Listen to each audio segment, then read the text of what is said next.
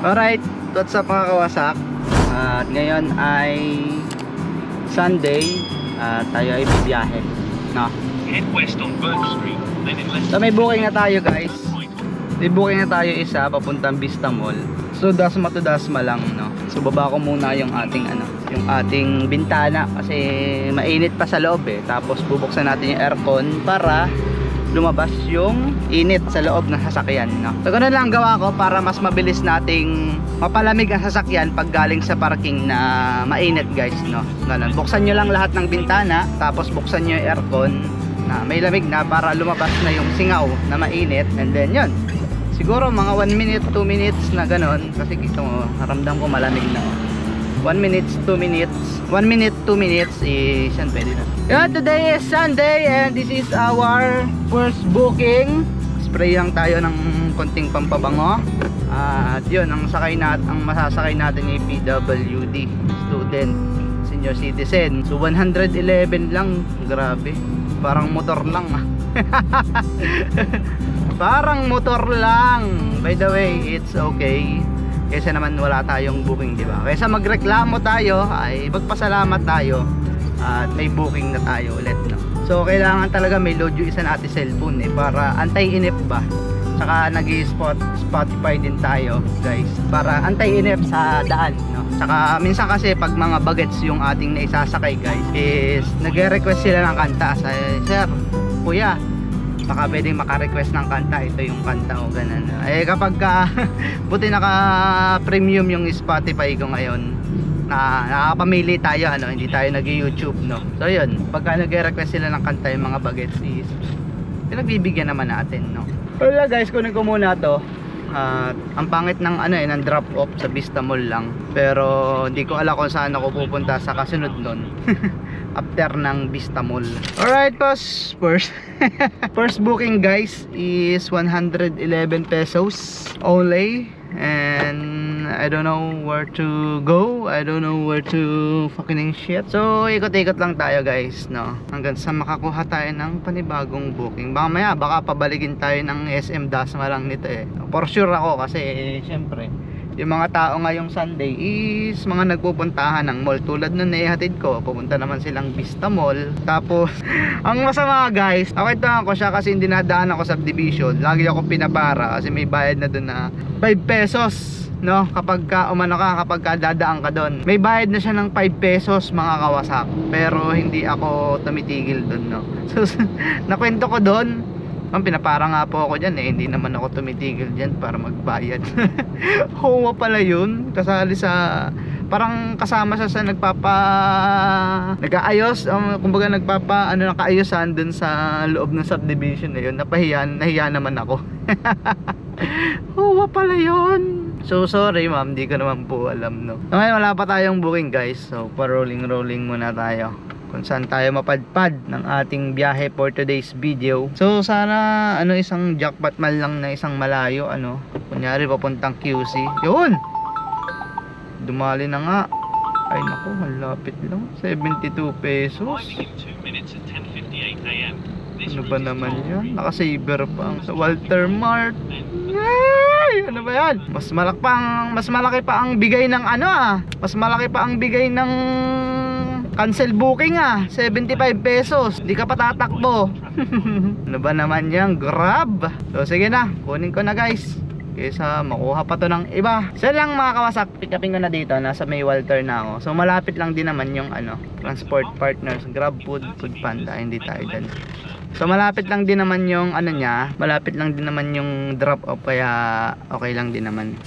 So guys, natagalan ako dun na 74 pesos na yun. 72 lang pala yun. 72 pesos na yun mas natagalan ako dun May bagahe is napaka-traffic pa guys. Ewan ko sa Arnaldo Highway ngayon bakit sobrang ka-traffic kanina dun. Baga green na and ayaw pa din ipa-go ng mga traffic enforcer, no?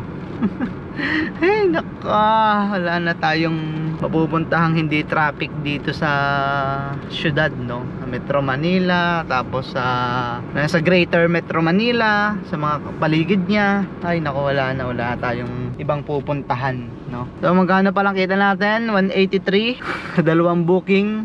So hindi na masama kaysa wala. Yung una nating sakay ay PWD ata or senior yon. Tapos yung padalawa nating sakay ay naka-saver naman. Bro yun mo, 80 pesos. Yung total fare niya ha, 80. 80 pesos may hahatid ka na sa inyo. Tapos 3 pa kayong sakay.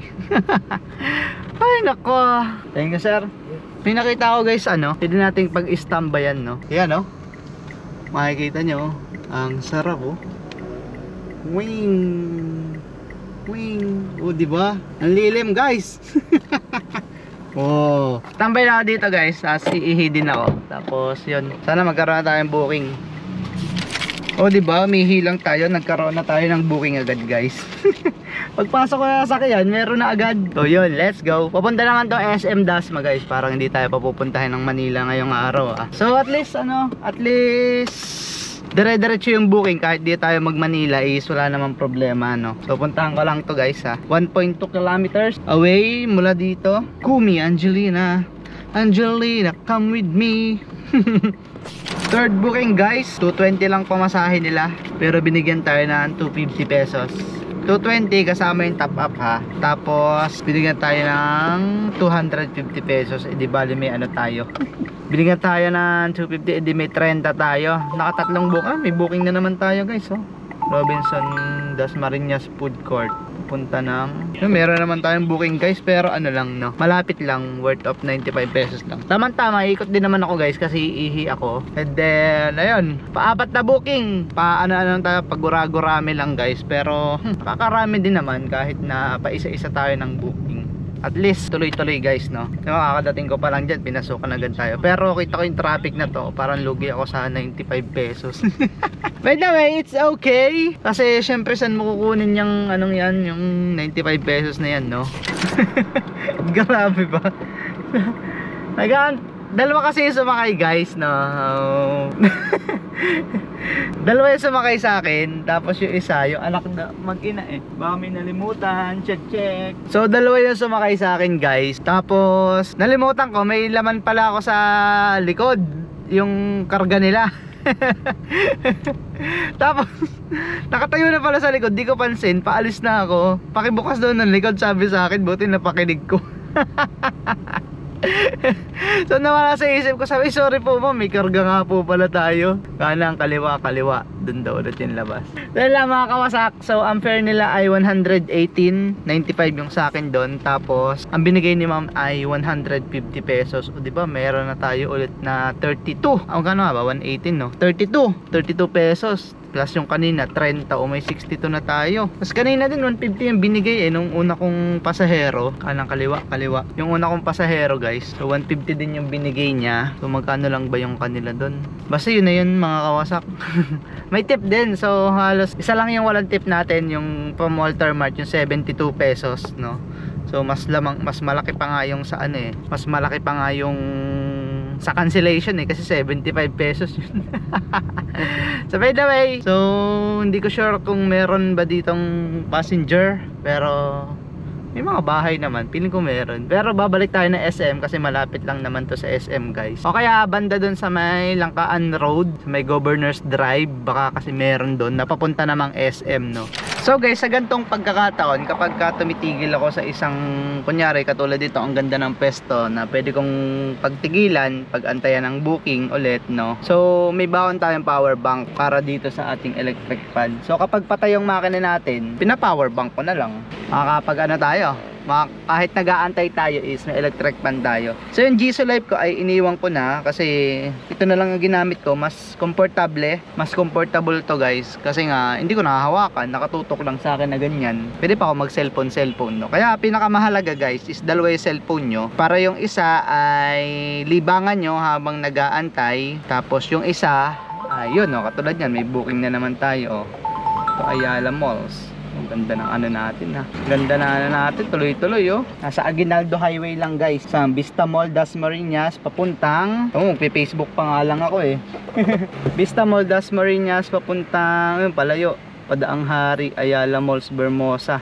Ay naka-saver, 198, ang layo-layo. Pwede na yan.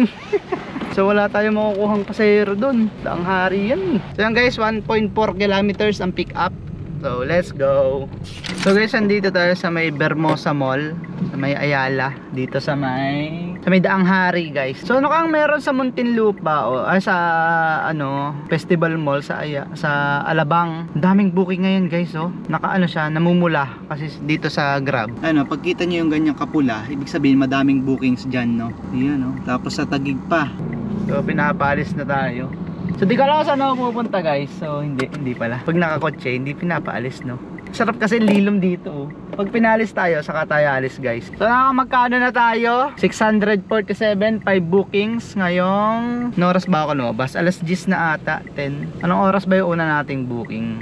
O 10:30. 10:37 yung una nating booking. 10, 11, 12. O 2 hours pa lang tayo. 12:46 pa lang. 10:37 natin nakuha yung una nating booking. So pagpalagay na 10:30, 11:30, 12:30. 2 hours mahigit. Meron na tayo 647 guys. At may tinakbo na tayong 28 kilometers. Kasama na dun yung ano ha. Kasama na dun yung pick up tsaka drop off dito sa ating tinakbo na 28 kilometers guys. So guys, may nakuha tayong Jollibee. Jollibee. Meron tayong pasahero dito lang din sa loob nito. Ito sa Jollibee. Andito lang, oh. Tapos papuntang Imus, Cavite. So sana pabalik ng Dasma na, tapos sa SM Dasma na naman tayo maglalagay. Yun lang mga kawasak, kunin ko lang to. Andito na ako eh. So mga kawasak, may naibaba ko lang sila dito sa Imus. Then meron nakuha tayo ng NAIA guys, NAIA Terminal 3 mga kawasak. So dito pa nga sila naglalakad doon sa gate lang nila pinin. Tapos dito din yung punta ko. Dito din pala punta ko eh. Sige. Sir, saan yung block 14A lot 1? Wala pa palang daan dyan? Hindi ito, wala pala. Hello pa. Hello? Sa Regal Homes ka? Sir, anong lugar po ito? Phase 9. Nasa phase 9 po yung pin location nyo, ma'am. Ha? Regal Homes? Regal ba? Sa Regal Homes daw po. Labas uli kayo sir, tapos kanan kayo yung kasunod. Sige. Yung kasunod na subdivision, yun lang yan eh. Kaya nga. Kaso mo sarado. Oo nga po eh. Kaso mo sa map. Sige pa. Sir. Kanan Okay. na uli kayo dyan. Diretso. Tapos paglabas po, Paglabas nyo ng gate, kanan na uli kayo, kasunod na tapos subdivision. kanan ulit. Oo. Kanan, Kasunod okay. na subdivision. Sige sir, thank you po. Ma'am, puntahan ko na lang po dyan. Kasi Sige. nandito ako sa pin location nyo. Sala po yung naipin nyo eh. Di ba pala pins ko? Tigka-chip-chipin ko nga.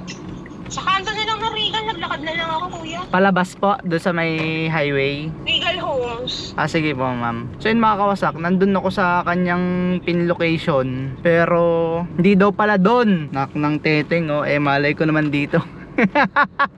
So yun lang mga kawasak sa so tinuro naman sa akin ni kuya yung daan Regal Homes sa kabila pala so doon kasi pinadadaan ako doon pero may harang ng gate, kaya yun dito muna tayo. Sabi naman niya lumabas ako sa highway tas kanan, tapos unang subdivision na kasunod is kanan ulit. So yun lang mga kawasak, puntahan ko lang ta. Papunta tong Pasay sa NAIA Terminal 3.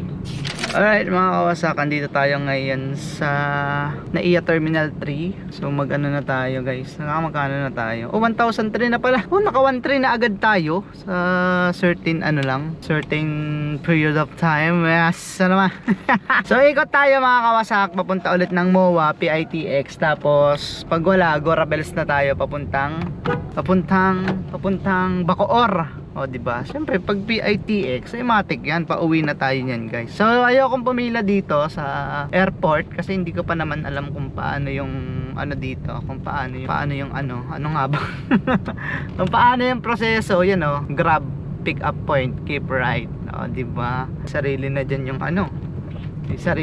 yung Grab na linya. Ganyan kalakas ang Grab guys dito sa airport. So parang partnership na yan ng Grab at saka ng airport. So lang mga kawasak, nakaset din na tayo sa Dasma. So sana yung isang biyahe siguro natin dapat pero ang sarap pa bumiyahe, ang luag eh. Tingin nyo kaya guys. Kaso nung oras na kasi alas 2 na. Dapat bukas kasi bibiyahe din ako. Biyahe pa rin ako bukas, kaya kailangan ko din makauwi ng maaga guys, So yun lang, parang masarap pa bumiyahe ngayon. Hatingin ko lang Iyop ko kaya yung ko. So hindi guys, tinatamad talaga ako sa Manila. Uwi na lang tayo. Hindi tayo uwi pala, na lang tayo. Mag set D pa Cavite. Doon na lang tayo ulit mag-booking, no? Maghanap ng pasahero. Pero punta muna tayong MOA at PTEX kasi possible doon may mga pasahero na papuntang Cavite, guys. So yun mga kawasak, andito tayo sa SM Dasma. At nakailang pasahero tayo? 3. 2 dito sa Cavite nung alis natin kanina sa Pasay.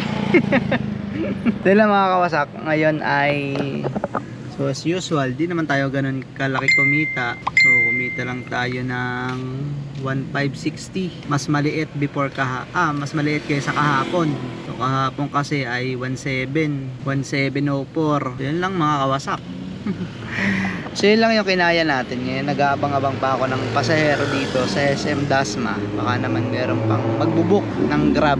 Mostly ang lakas na din talaga ng InDrive So natatalo na tayo. Natatalo na ang Grab kasi kanina may kakwentuhan na naman ako dun sa Imus. Ano naman siya, Joyride Cars at InDrive, no? So malakas sa InDrive. Biruin mo ako, hindi pinapasukan sa Grab ng booking. Wala akong set di kanina ha. Tapos sa InDrive, maya't maya. Oh my god. So yung yung driver yung tumatanggi pag di niya trip. Okay, hindi niya binibiyahe. Hindi niya tinatanggap. Pero ako accept pero wala So parang napapag-isip-isip ko na mag-i-InDrive na ako nito Yun nga lang daw, medyo may pagkamalayo yung mga pick up ni InDrive. So hindi naman sa malayo talaga. I mean malawak yung coverage ng pick up ni InDrive. Kumbaga yung radius, hindi tulad dito ni Grab hanggang hanggang 2 kilometers. Kalimitan mong pick up hanggang 2 kilometers, no? Pag walang booking, saka ka lang binibigyan niya ng mga 4 kilometers, mga ganyan. Or 3.5 something, Sila mga kawasak, hindi na ako magtatagal dito at siguro 10 minutes pa pag wala na ay uuwi na ako. Nakapag-gas na din ako ng 500. So may take home pa tayo ng 1,060 plus 60 pesos na tip. Ay hindi, nagmerienda ako kanina 60 pesos. So sakto nga lang din. 1,060 pesos ang ating take home ngayon. Pero okay na din kasi kaysa naman wala, di ba? Sila mga kawasak, ride safe always sa inyong lahat. At ako ay pagod na. I-stress na din ako sa tumal ng kita, no? So wala hindi ka naman kayang sumagad ng madaming oras sa kalsada. Katulad ngayong gabi na parang gusto ko na din umuwi, no? So namamagod na din ako kahit na hindi naman ganun kadami yung ating naging booking is nakakapagod din ako magmaneho. So anong oras tayo nag-umpisa? 10:30, 11:30, 12:30, 1:30, 2:30, 3:30, 4:30, 5:30, 7 and a half hour kasi 6 o'clock pa lang 6:13 PM pa lang 7 and a half hour. Tapos ang kinita lang natin ay 1,560 minus 500 gas, meron na lang tayong 1,060 pesos. Sila mga kawasak, ride safe always. Peace out.